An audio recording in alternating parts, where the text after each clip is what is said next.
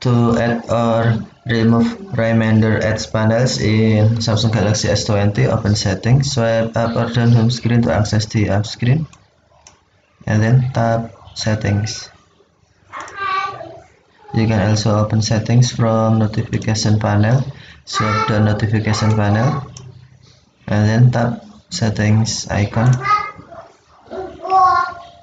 tap display, brightness, blue light filter, home screen. Scroll down, find ads panel, tap ads panel, change the ads panels or ads lighting screens. Select ads panels,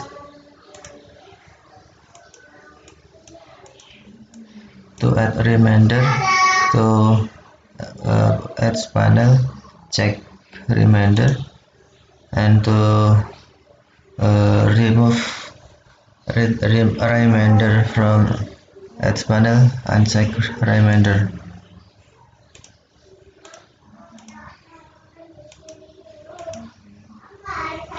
Add your reminders to the ads screen for quick access.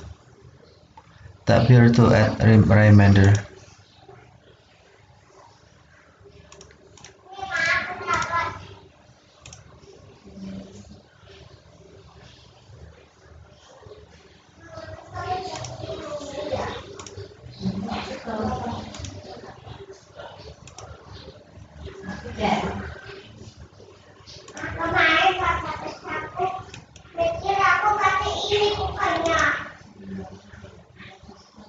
Okay, thank you for watching.